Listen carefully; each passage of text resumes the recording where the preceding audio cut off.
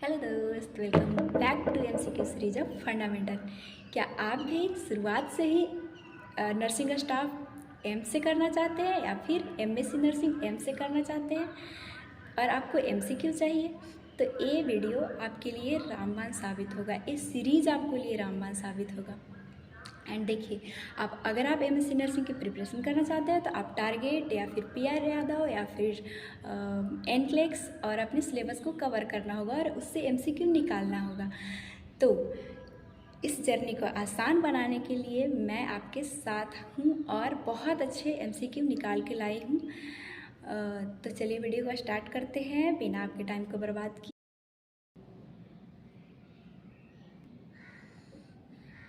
Welcome back to fundamental series of MCQ. तो आज का जो हमारा टॉपिक है वो है वाइटल साइन।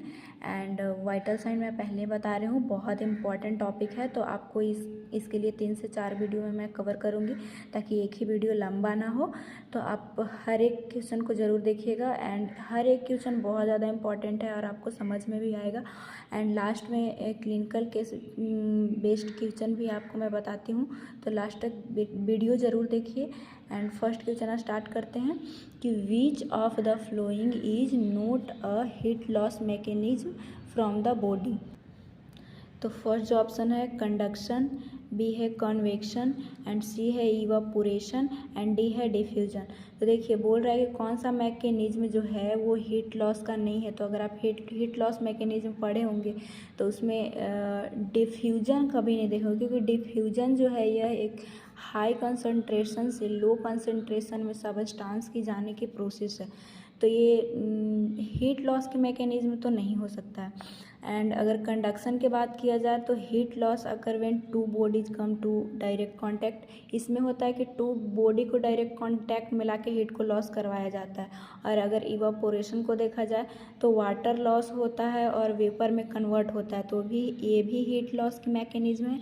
एंड कॉन्वेक्शन जो है उसमें क्या होता है, एयर करंट जो है वो कैरी अवे करता है टेम्परेचर को, तो ये भी लॉस मैकेनिज्म है हीट लॉस का।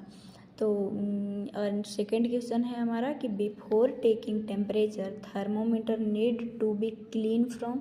जब आप टेम्परेचर लेने से पहले थर्मोमीटर को क्लीन किया जाता है, आपको पता भी होगा। तो क्लीन आप कैसे करते हैं? तो फर्स्ट है bulb to stem, stem to bulb, middle to stem and middle to bulb. तो देखिए इसका जो राइट आंसर होगा बल्ब टू स्टेम। जब हम बिफोर टेम्परेचर लेने के पहले जो थर्मामीटर को, देखिए इसको बल्ब बोलते हैं, ऐसे थर्मामीटर इसको मानिए, तो ये बल्ब हो गया एंड ये जो है स्टीम हो गया। तो जब ये टेम्परेचर लेने से पहले जब इसको क्लीन करेंगे तो ऐसे कॉटन स्वैप से रोटेट करते हुए इधर ऐसे ऐसे आते हैं इधर। तो ये बिफोर हो गया, जब टेम्परेचर लेने से पहले थर्मामीटर को साफ करते तब। नेक्स्ट क्वेश्चन है उसी तरह, cleaning of thermometer need to be done in direction after taking temperature. जब आप टेम्परेचर ले चुके हैं तब थर्मोमीटर को कैसे क्लीन किया जाता है ये पूछ रहा है। तो bulb to stem, stem to stem, sorry यहाँ पे बल्ब होगा, stem to bulb. And C है midway between stem and bulb to stem, midway between stem to bulb to stem. इन दोनों का तो कोई मतलब नहीं। बल्ब टू स्टेम तो आप देखें कि बिफोर टेम्परेचर लेने से पहले उसको क्लीन करते हैं, लेकिन स्टेम टू बल्ब टेम्परेचर जब लेते हैं उसके बाद स्टेम इधर से स्टार्ट करेंगे रोटेटरी और इधर तक आएंगे बल्ब तक। तो ऐसा क्यों किया जाता है? क्योंकि less contaminated to more contaminated कोई चीज़ का मतलब क्लीनिंग किया जाता है।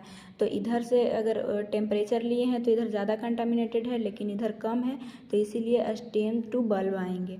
आई होप कि समझ में आया होगा। तो मैं देखिए आपको हर एक ऑप्शन भी समझाने की कोशिश करती हूँ, आप हर एक वीडियो देखिए। आपके लिए नॉर्सेट के लिए तो ये इतना ज़्यादा हेल्पफुल रहेगा कि मतलब क्या ही बताएं, आपको खुद समझ में आएगा।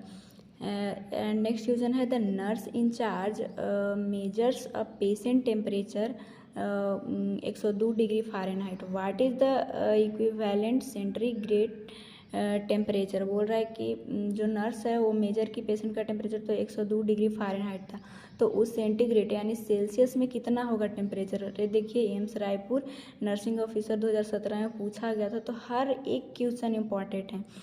तो देखिए आपको फ़ारेनहाइट से डिग्री सेल्सियस में बदलने में भी आता होगा, अगर नहीं भी आता है तो देखिए मैं यहाँ पे आपको बताती हूँ। इसका जो फॉर्मूला होता है फ़ारेनहाइट -32 मल्टीप्लाई 5/9, तो फ़ारेनहाइट कितना दिया हुआ है 102।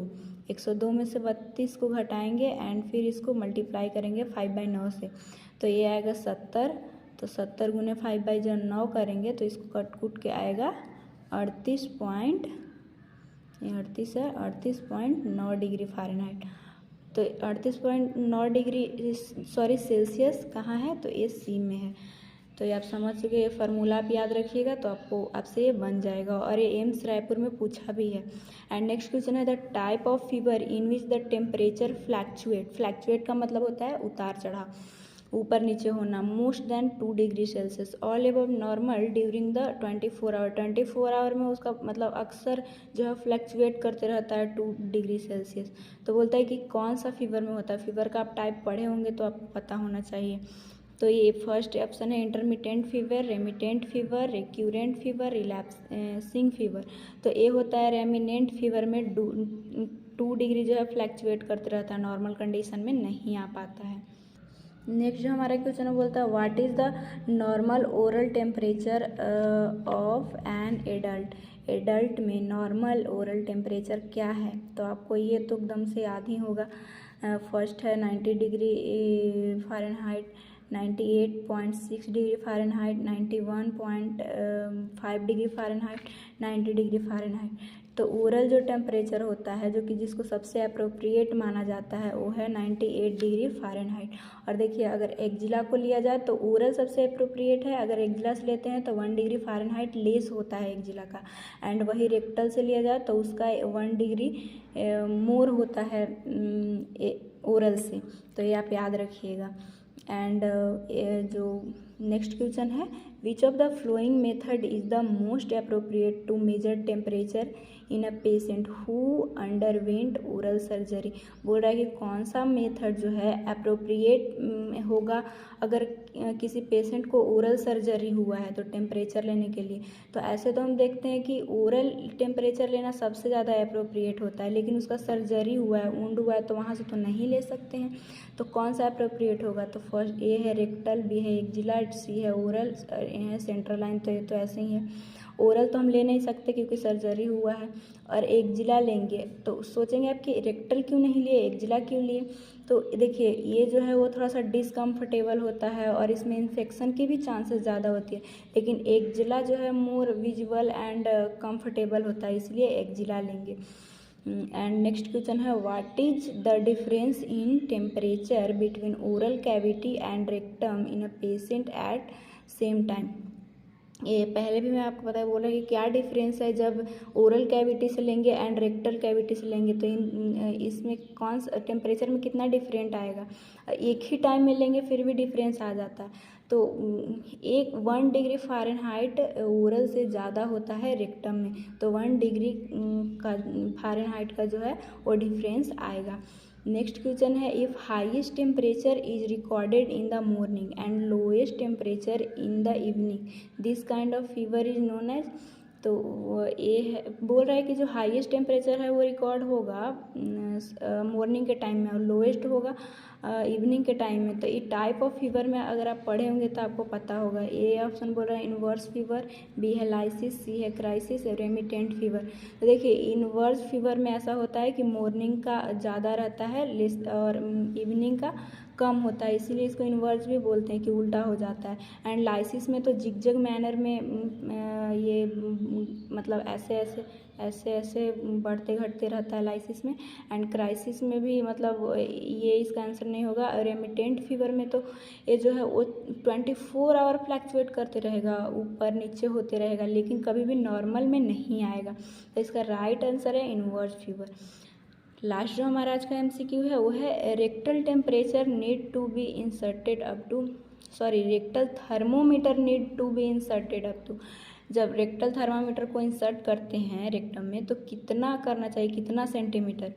तो ए जो ऑप्शन है 0.5 to 1.5 inch, 1 to 2 inch, 1.5 to 2.5 inch, D है 2.2 to 3 इंच। तो इसका राइट आंसर है इसका ए, इतना इंसर्ट किया जाता है रेक्टम में। तो नेक्स्ट जो हमारा क्वेश्चन है क्लिनिकल केस बेस्ड क्वेश्चन, और ये तो इतना ज़्यादा इंपॉर्टेंट है कि आपको पता होना चाहिए। मे भी आपको यूट्यूब पे मिले या ना मिले, यहाँ आपको देखने को मिलेगा और आप समझ भी पाइएगा। और ये इतना ज़्यादा इम्पॉर्टेंट है कि आप सोच नहीं सकते हैं कि आप क्लिनिकल में जा रहे हैं और आपको मोमेंट मिल रहा है तो उसमें क्या करना है, इसमें ये बोलता है। तो फर्स्ट जो बोल रहा है कि you have found a 9 month old baby lying on the bed. आप जो है वो 9 month के बेबी को मतलब टेक किए हैं, वो बेड पे मतलब सुलाया हुआ है।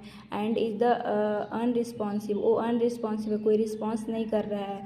What is the best prefer side of pulse you will be select to assist for the need of resuscitation.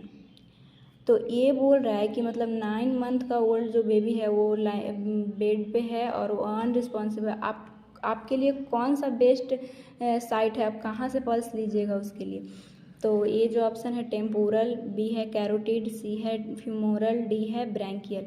तो देखिए ये जो इसका राइट आंसर होगा ब्रैंकियल, क्योंकि एक एक्ट के थ्रू ऐसा मतलब बोला है कि अनरिस्पॉन्सिव जब इनफैंट है, क्योंकि 9 month का है तो वो इनफैंट है, तो इनफैंट का ब्रैंकियल से लेते हैं। और अगर वो चाइल्ड रहता तो उसको कैरोटिड या फीमोरल से लिया जाता है। तो ये आप याद रखिएगा, आपको क्लिनिकल में भी एक मतलब ये काम देगा। तो आई होप कि ये पूरा वीडियो आपको समझ में आया होगा। अगर समझ में आया है तो प्लीज़ मेरे चैनल को सब्सक्राइब कीजिए, क्योंकि अभी सब्सक्राइबर बहुत कम है और मुझे मोटिवेशन चाहिए ताकि आपके लिए ऐसे ही इंपॉर्टेंट क्वेश्चन मैं बना सकूं।